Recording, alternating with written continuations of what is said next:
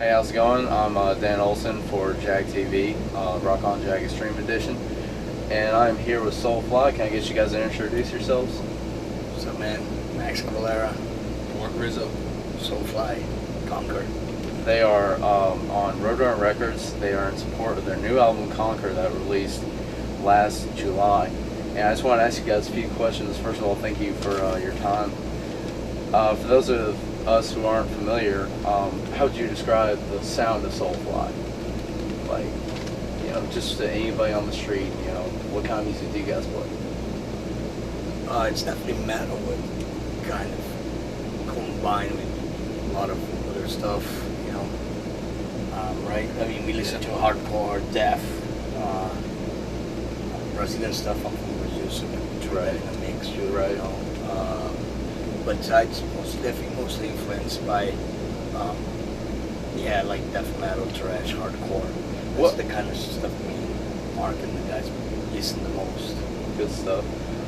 What musicians influenced you guys to start playing music? Start playing.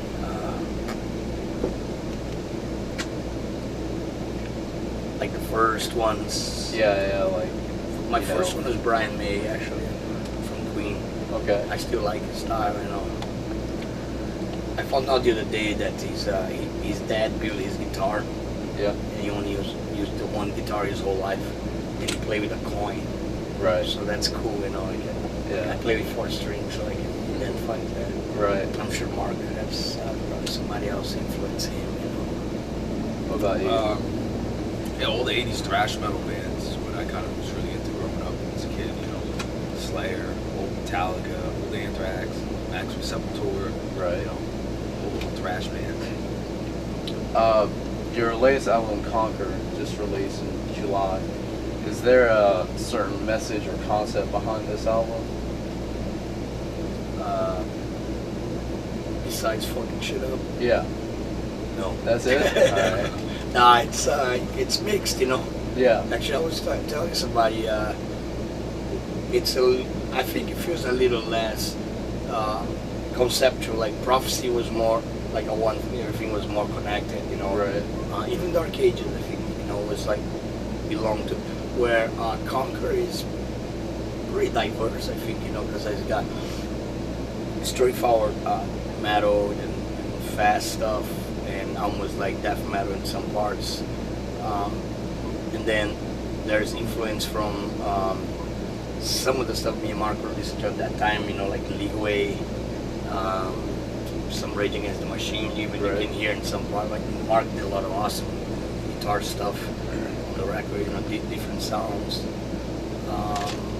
But not really, it's not really one message, you know, Yeah. different things going just a on. bunch of different good songs all at once. Just all together, Nice. topics going from everything, from war to make fun of AC/DC for those about to rot. Right, They say you're allowed to make fun of the things you love, so I love AC/DC, so I'm entitled to make fun of them. right, So sounds for good. those about to rot was born like that. right. Throughout your musical career, has there ever been a specific message that you've always tried to keep to? I mean, if there's not, that's totally cool. We love good music. Right. But I've noticed, you know, songs like Back to the Primitive and other things like that.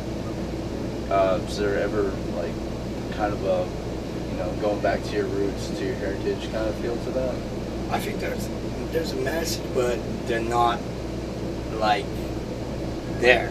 You know, It's more of a feel. right. than- You catch it, and some people don't. Right.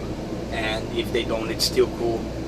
And some people identify more with this song than the other, and that's why music's cool. I feel, Right. you know, like to me, I find other band songs that sometimes I even I'll tell the band I like that song, and they start laughing. Right. Man, we hate this song, and I'm like, no way, man, I love this song. It happens to us, you know. Yeah. I remember when I first met the drummer of Napalm Death, a long time ago, the original drummer, Mick Harris. He said that his favorite album was Best of Devastation, Sepultura's first EP. And I said, there's no way in hell that can be your favorite album.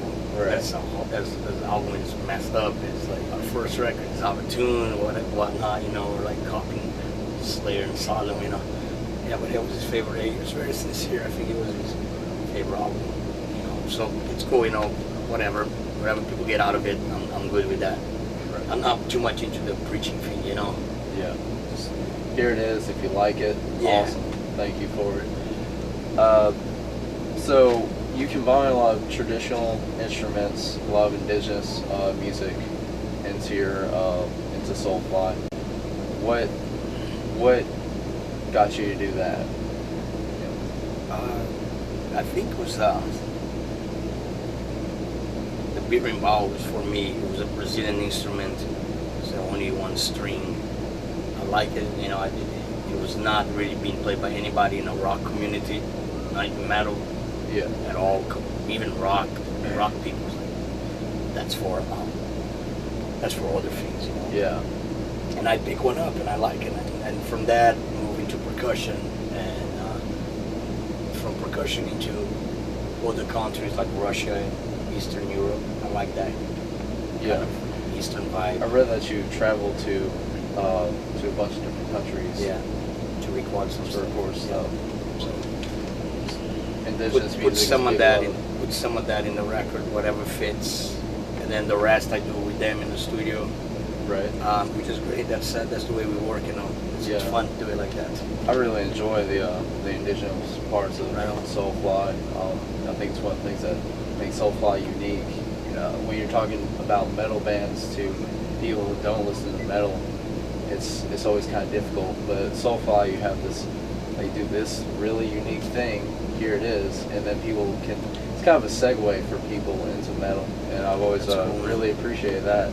When it started, actually, we pissed off everybody because you know we pissed off the metal fans because they're like, what the fuck, man? This is this weird instrument, and then we pissed off the traditional people too, like why metal people playing with the traditional shit. So we catch a little bit of crap in Brazil, you know, when Roots came out, but I think Roots overcame all the shit talking because it was good, you know. Right. So people saw it. Okay, this is cool. They actually did it. They had the guts to do it. You know, nobody did it before, and it works. So I think it's more important to do something that you believe on it, regardless if on that time people gonna like or not. Right. But So do always try to please yourself. Just do it. You know, just like what I play with Marc. It's always like. I try not to be too concerned about what's in style or whatever. Yeah. Just let him do whatever he wants. Sometimes Marc try 3-4 different things in a song. We choose one, and it's completely cool. You can go from a Zeppelin, Pink Floyd song to like a Cannibal Corpse riff. It's cool. Good stuff.